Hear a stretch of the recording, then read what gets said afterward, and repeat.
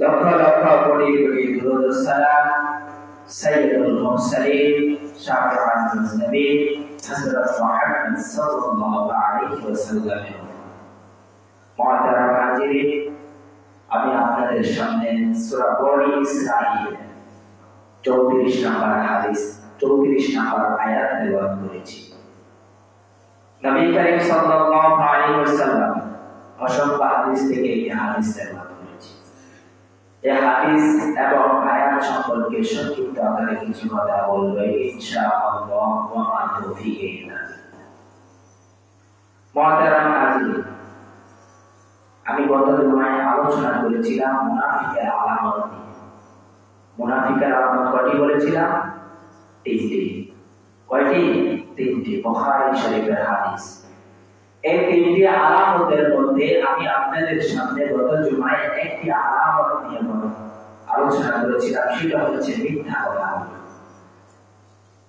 আজকে আলোচনা করব ওয়াইদা ওয়াদা আখলাফা, ওয়াদা ভঙ্গ করে।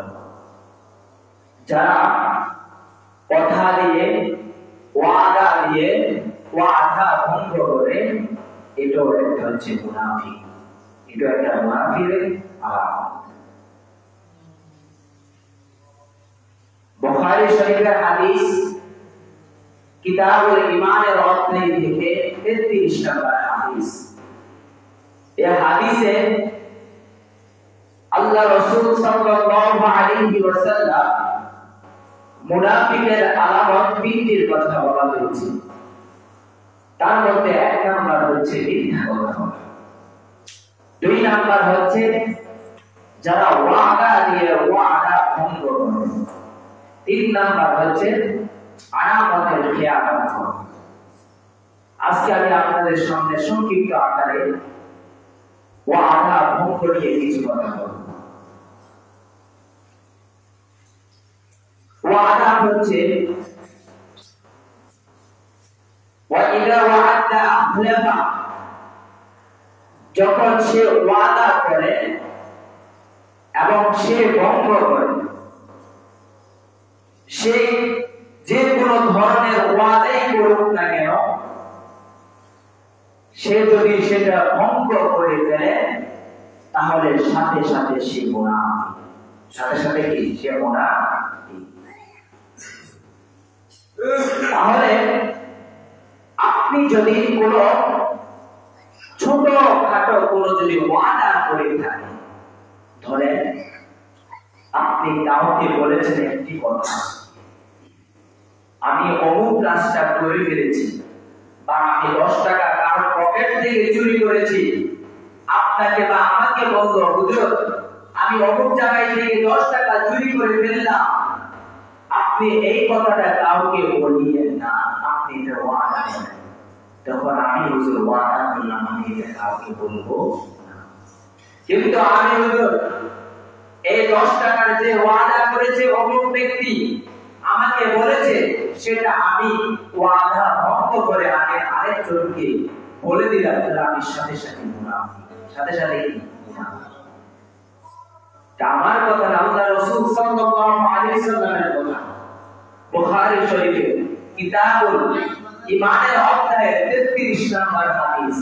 এখানে বলেন, আল্লাহ রাসূল বলেন ওয়াইদা ওয়াদা আখলাফা, যখন সে ওয়াদা ভঙ্গ করে ফেলে তখন সে সাথে সাথে মুনাফিক হয়ে যায়। তো আমরা কত ওয়াদা ভঙ্গ করি না? অবশ্যই করি। এরপর সহিহ ইবনে হিব্বানে আছে, এখানে বলেন লা দীনা লিমান লা আহদালাহু, অর্থাৎ যারা ওয়াদা নেই, যে কোনো ওয়াদা করেছে কিন্তু সে ভঙ্গ করে ফেলেছে, তার কোনো ওয়াদা নেই, তার কোনো দিনও নেই। তার কি নেই? কোনো দিনও নেই। অর্থাৎ সে যে কোনো ধর্মই মানে না, সেটা ইসলাম হোক, সেটা খ্রিস্টানের ধর্ম হোক, সেটা হিন্দুদের ধর্ম হোক, সেটা বৌদ্ধদের ধর্ম হোক, সে যদি ওয়াদা ভঙ্গ করে তাহলে সে কোনো ধর্মই মানে না। তাহলে তার কাছে কোনো কি ধর্মই কোনো কিছু মনে করে না। এরপর কোরআনে আল্লাহ পাক রব্বুল আলামিন সূরা বনি ইসরাঈল 34 নম্বর আয়াতে বলেন ওয়া'আউফু বিল আহদি ইন্নাল আহদা কানা মাসউলা। আল্লাহ পাক বলতেছেন তোমরা ওয়াদা পূরণ করো, তোমরা কথা দিয়ে কথা রাখো, কেননা নিশ্চয় ওয়াদা সম্পর্কে তোমাদেরকে কালকে আমাদের ময়দানে জিজ্ঞেস করা হবে। কার কথা? আল্লাহর কথা। সূরা বনি ইসরাঈলের 34 নম্বর আয়াতে বলতেছে তোমরা ওয়াদা করো, ওয়াদা পূরণ করো, কেননা নিশ্চয় আল্লাহ এই ওয়াদাকে কাল কিয়ামতের ময়দানে তোমাদেরকে ওয়াদা সম্পর্কে জিজ্ঞেস করা হবে। তো ওয়াদা সম্পর্কে যদি জিজ্ঞেস করা হয় তাহলে আমরা যে ওয়াদা ভঙ্গ করি তাহলে আমাদের কি করে দিতে হবে? তাহলে ওয়াদা ভঙ্গ করা যাবে? অন্য আয়াতে আল্লাহ পাক বলতেছেন সূরা মাইদা 1 নম্বর আয়াতে বলেন ইয়া আইয়ুহাল্লাযীনা আমানু আউফু বিল উকুদ। আল্লাহ বলতেছেন হে ঈমানদারগণ তোমরা ওয়াদা নিয়ে ওয়াদা রক্ষা করো। তোমরা ওয়াদা নিয়ে ওয়াদা কি করো? রক্ষা করো। প্রথমে বলেছিলাম যদি আমাকে কেউ ওয়াদা দেয় তাহলে আমি সে ওয়াদা যদি রক্ষা করতে পারি তাহলে আমি ওয়াদা ভঙ্গকারী মুনাফিকের আলামতের মধ্যে আমি পড়ব না। কিয়ামতের দিন আল্লাহ পাক রব্বুল আলামিন হাদিস শরীফে এসেছে আল্লাহ রাসূল সাল্লাল্লাহু আলাইহি ওয়াসাল্লাম বলেন কিয়ামতের ময়দানে প্রত্যেক বিশ্বাসঘাতক ওয়াদা ভঙ্গকারীর জন্য একটি বিশেষ পতাকা উত্তোলন করা হবে। ওই পতাকাটার মধ্যে লেখা থাকবে এটি অমুক পুত্রের অমুক সন্তান, অমুক পুত্রের অমুক সন্তান। ওই পতাকাটার মধ্যে লেখা থাকবে এটা হচ্ছে বিশ্বাসঘাতক, এটা হচ্ছে ওয়াদা ভঙ্গকারী। কার কথা? আল্লাহ রাসূল সাল্লাল্লাহু আলাইহি ওয়াসাল্লামের কথা। বুখারী শরীফে 6177 নম্বর হাদিস। আল্লাহ রাসূল বলতেছেন কিয়ামতের ময়দানে যারা ওয়াদা ভঙ্গকারী, যারা বিশ্বাসঘাতক তাদের জন্য একটি পতাকা উত্তোলন করা হবে। ওই পতাকার মধ্যে লেখা থাকবে অমুক ছেলের অমুক পুত্র, অমুক জনের অমুক পুত্র। এটা হচ্ছে ওয়াদা ভঙ্গকারী, এটা হচ্ছে বিশ্বাসঘাতক। কোথায়? কিয়ামতের ময়দানে উত্তোলন করা। একটি সাধারণ উদাহরণ ধরেন কোন একটি মঞ্চের মধ্যে, মসজিদের মধ্যে কাউকে যদি অসম্মানী করা হয় তাহলে তার ভিতরে কেমন লাগবে? অবশ্যই খারাপ লাগবে। কিন্তু কিয়ামতের ময়দানে লক্ষ কোটি কোটি কোটি কোটি মানুষের মধ্যে যখন আপনার ওই পতাকার মধ্যে লেখা থাকবে অমুক জন তিনি বিশ্বাসঘাতক, অমুক জনের ছেলে তিনি ওয়াদা ভঙ্গ করেছে, তখন আপনার কি করবে? এটা হবে চিন্তা করে। বুখারী শরীফে 6177 নম্বরের হাদিস আল্লাহ রাসূল বলেছেন। তাহলে ওয়াদা কি করতে হবে? অবশ্যই পালন করতে হবে। অন্য হাদিসে বুখারী শরীফে 2277 নম্বর হাদিস, 2277 নম্বর হাদিসে আল্লাহ রাসূল বলতেছেন যারা ওয়াদা ভঙ্গ করে, যারা কথা দিয়ে কথাকে খেয়ানত করে তাদের বিরুদ্ধে আল্লাহ পাক কাল কিয়ামতের ময়দানে তার বিরুদ্ধে আল্লাহ পাক নিজের তার নামে মামলা করবে। বুখারী শরীফের হাদিস 2277 নম্বর হাদিস। মিলে দেখিয়েন যদি বুখারী শরীফ যদি থাকে। আল্লাহ রাসূল সাল্লাল্লাহু আলাইহি ওয়াসাল্লাম বলতেছেন যারা ওয়াদা ভঙ্গ করে কাল কিয়ামতের ময়দানে আল্লাহ পাক নিজেই তার ওই ওয়াদা ভঙ্গকারীর বিরুদ্ধে মামলা করবে এবং তাকে ওই কাফের ওয়াদা ভঙ্গকারী হিসেবে এনে তার বিচার আল্লাহ পাক ওই কাল কিয়ামতের ময়দানে নিজেই করবে। তাহলে যদি আপনাকে সবার সামনে, সবার উপস্থিতি আপনাকে যদি ওয়াদা ভঙ্গকারী করে বলে তখন আপনার কেমন লাগবে? তার ওয়াদা ভঙ্গ করা যাবে না। আমাদের সমাজে প্রচারিত কিছু ওয়াদা, আমি আপনাদের সামনে কয়েকটা প্রচারিত ওয়াদা আমি কথা বলে দিই। ধরেন, এক নম্বরে স্ত্রীর মহারণা পরিশোধ না করা। আপনি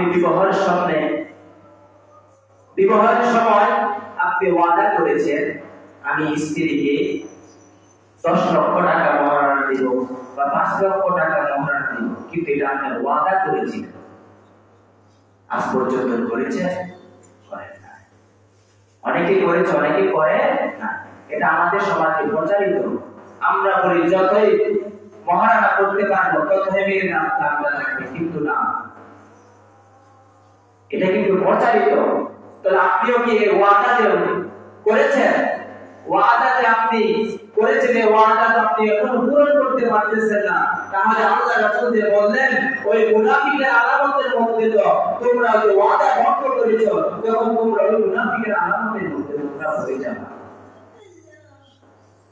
এক নাম্বার, তাহলে এটা ওয়াদা করেছেন, এটা পরিশোধ করতে হবে। 2 নাম্বার হচ্ছে নির্দিষ্ট তারিখের মধ্যে যদি আপনি কারোর কাছ থেকে ঋণ নেন, নির্দিষ্ট সময়ের মধ্যে আপনি ওই ঋণটা দিলেন না, আপনি ওয়াদা ভঙ্গকারী হলেন, আপনি মুনাফিকের আলামতের মধ্যে আপনি পড়লেন। ধরেন, আমি কেউ কাছ থেকে 1000 টাকা ধার নিলাম, আমি বললাম আজকে মাসের 28 তারিখ আপনার 1 তারিখের মধ্যে দিয়ে দিন। তো আমি 1 তারিখের মধ্যে টাকাটা দিতে পারলাম না, আমি ওয়াদা ভঙ্গকারী হয়ে গেলাম, আমি মুনাফিকের আলামতের মধ্যে পড়ি। সহিহ ইবনে বাতি শরীফের হাদিস, এখানে বলা হয় কুল্লি ফারদিন সাদাকা, প্রত্যেক ঋণই হচ্ছে সদকা, অর্থাৎ যত টাকা আপনি ঋণ নেবেন তত টাকা আল্লাহর রাস্তায় সদকা করার সওয়াব পাবেন, যদি আপনি নির্দিষ্ট তারিখের মধ্যে তা পরিশোধ করতে পারেন। বাতি শরীফের হাদিস 6285 নম্বর হাদিস। তাহলে আপনি যদি কারোর কাছ থেকে ঋণ নেন সঠিকভাবে, এবং ওই ঋণটা যদি সঠিক সময় যদি আপনি আদায় করতে পারেন, তাহলে আপনি কি পাবেন? সদকা করার সওয়াব পাবেন। 3 নাম্বার, ধরেন আমাদের মসজিদে একটা মাসিক চাঁদা আছে না? অবশ্যই আছে। সেই মাসিক চাঁদাটা যদি আমরা নির্দিষ্ট সময় 30 তারিখ বা 1 তারিখের মধ্যে পরিশোধ করতে হবে। কেউ আবার রাখবেন না, আমি এটা কথা আসতে বলছি, হাদিসের ক্ষেত্রে মাসিক চাঁদা, ধরেন যে কোনো মাসিক চাঁদা হোক না কেন, আপনি কথা দিয়েছেন বা আপনার চ্যানেলে, ধরেন আপনি কোথাও চাকরি করেন, আপনার বস আপনাকে বলল প্রতি মাসে 1 তারিখের মধ্যে আপনাকে টাকা পরিশোধ করবে আপনার পারিশ্রমিক, কিন্তু 1 তারিখে আপনার পারিশ্রমিক পড়লো না, সেটাও ওয়াদা ভঙ্গকারী করতে পারে। আপনি মসজিদের চাঁদা ধরেন 1 তারিখের জায়গা 5 তারিখে দিয়েছেন, কথা দিয়েছেন 1 তারিখের মধ্যে দিবেন, কিন্তু আপনি এটা দিতে পারলেন না, তাহলে আপনি ওয়াদা ভঙ্গকারীর মধ্যে পড়েন। 4 নাম্বার, রাষ্ট্রের আইন ভঙ্গ করা। ধরেন আপনি ওয়াদা করেছেন, আপনি রাষ্ট্রের মধ্যে যখন আপনি ক্ষমতার মধ্যে আসবেন, আপনি ওয়াদা করেছেন আমি অমুক জায়গার অমুক কিছু করব, দেশের উন্নতি করব, দেশের এটা করব, ওটা করব, কিন্তু আপনি বললেন না, তাহলে আপনি ওয়াদা ভঙ্গকারী। সাধারণভাবে আমি একটি কথা বলি, আমার কথাই বলি। ধরেন আমি বলেছি আমি যদি এই মসজিদের খতিব হই, তাহলে প্রত্যেকটা মুসলমানকে, প্রত্যেকটা পাড়ায় পাড়ায় মুসলমান এবং কি মুসল্লিদেরকে আমি প্রত্যেক দিন বছরের পরে কোরআন শিক্ষার একদম বাধ্যতামূলক করব, কিন্তু আমি ইমাম সাহেব করতে পারলাম না, সেটা আমি ওয়াদা ভঙ্গকারী। কিন্তু আমি আপনাদের সামনে ওয়াদা করেছি, আমি যদি এই মসজিদের মধ্যে ইমাম হিসেবে নিয়োগ পাই, তাহলে আমি এই পাড়ায় মসজিদ মসজিদের যতগুলো পাড়ার মধ্যে মুসল্লি আছে আমি সবগুলো মুসল্লিকে নিয়ে প্রতিদিন ফজরের পর আমি তাদেরকে বসে এবং কোরআন শিক্ষা করার বাধ্যতামূলক করব। কিন্তু আমি এই মসজিদের মধ্যে চাকরি নেওয়ার পর আমি সেটা করলাম না, তাহলে আমি ওয়াদা ভঙ্গকারী। কথা বুঝতে পারছেন? তাহলে ওয়াদা ভঙ্গ করে, আপনি কথা দিয়ে যদি কথা মতো ওয়াদা ভঙ্গ করেন তাহলে আপনি মুনাফিকের মধ্যে পড়ে যাবেন। ওফাইদাতুল ঈমানের একটি ঘটনা, ইবনে হাজার আসকালী রাহমাতুল্লাহ আলাইহি, ইসাদা রাহমাতুল্লাহ আলাইহি, তারা দুইজন ইসলাম গ্রহণ করার পর মদিনায় যাচ্ছিলেন রাসূলুল্লাহ সাল্লাল্লাহু আলাইহি সাল্লামের সাথে সাক্ষাৎ করতে। মদিনা যাওয়ার পর যখন রাস্তার মধ্যে মদিনার দিকে যাচ্ছে তখন পথের মধ্যে আবু জাহেলের সাথে দেখা হলো। আবু জাহেল বলতেছে, তোমরা কোথায় যাচ্ছ? তখন ওই হুযায়ফা এবং তার পিতা ইয়ামান রাহমাতুল্লাহ বললেন, আমরা মদিনায় যাচ্ছি রাসূলুল্লাহ সাল্লাল্লাহু আলাইহি সাল্লামের সাথে সাক্ষাৎ করতে। তখন আবু জাহেল বলল, তাহলে তোমরা আমার বিরুদ্ধে হয় যুদ্ধ ঘোষণা করার জন্য যাচ্ছ? তখন এই হুযায়ফা তখন বললেন, না, আমরা ইসলাম গ্রহণ করেছি, আমরা শুধু রাসূলুল্লাহ সাল্লাল্লাহু আলাইহি সাল্লামের সাথে সাক্ষাৎ করব। রাস্তার মধ্যে অনেক লম্বা কাহিনী সংক্ষিপ্ত আকারে বলে। এরপর যখন আবু জাহেল বলল, তোমরা মনে হয় আমাকে আমার বিরুদ্ধে যুদ্ধের ঘোষণা করতে যাচ্ছ, তখন হুযায়ফা বলল, হে আবু জাহেল, তুমি ফাও কথা বলবে না, আমরা নতুন ইসলাম গ্রহণ করেছি, শুধু রাসূলুল্লাহ সাল্লাল্লাহু আলাইহি সাল্লামের সাথে সাক্ষাৎ করতে যাচ্ছি।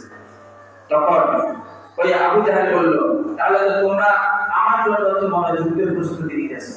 হুযায়ফা বলতেছে, না, আমি তোমাকে ওয়াদা করে বলতেছি, আমরা শুধু ইসলাম গ্রহণ করেছি যে তার জন্য আল্লাহ রাসূল সাল্লাল্লাহু আলাইহি সাল্লামের সাথে সাক্ষাৎ করতে যাইতেছি, আর কিছু না। আবু জাহেল তখন ওই ওয়াদাকে বিশ্বাস করলো। এরপর আল্লাহ রাসূল সাল্লাল্লাহু আলাইহি সাল্লাম হুযায়ফা যখন আল্লাহ রাসূল সাল্লাল্লাহু আলাইহি সাল্লামের কাছে গেলেন, যাওয়ার পর আল্লাহ রাসূল সাল্লাল্লাহু আলাইহি সাল্লাম বদরের যুদ্ধের দিকে যাইতেছেন। তখন হুযায়ফারে বলতেছেন, তোমরা কেন আসছো, যুদ্ধের সাথে যাইতে?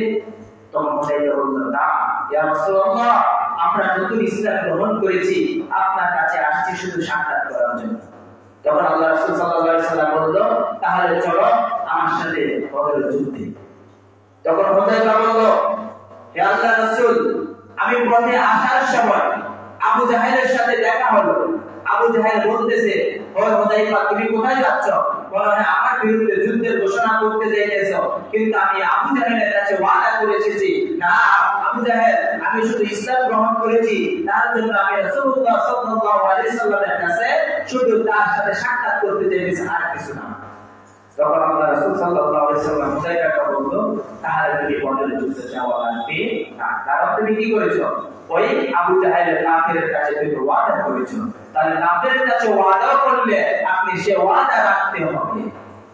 তাহলে হুযায়ফা তখন ওই কাফেরের সাথে যে ওয়াদা করেছে, শুধু এতটুকুই করেছে, আমি তোমার বিরুদ্ধে কোনো যুদ্ধের ঘোষণা করতে যাইতেছি না, এবং কোনো যুদ্ধ যাইতেছি না, আমি শুধু আল্লাহ রাসূল সাল্লাল্লাহু আলাইহি সাল্লামের সাথে সাক্ষাৎ করতে যাইতেছি, আর কিছু না। তখন আল্লাহ রাসূল সাল্লাল্লাহু আলাইহি সাল্লাম হুযায়ফাকে বললেন, তাহলে তোমার যাওয়া লাগবে না, তুমি চলে যাও। তাহলে যদি কাফেরের কাছে যদি আপনি কোন হিন্দু অন্য ধর্মের কাছে যদি আপনি ওয়াদা করেন, তাহলে ওয়াদাটা স্বীকৃত হবে, রক্ষা করতে হবে। আল্লাহ পাক রব্বুল আলামিন আমাদের সবাইকে কথায় দিয়ে ওয়াদা করে সে ওয়াদা যাতে আমরা রক্ষা পাই সে তৌফিক দেন সকলে। আমিন। ওয়া মা তৌফিক ইল্লা বিল্লাহ। যারা শেষ আছে তারা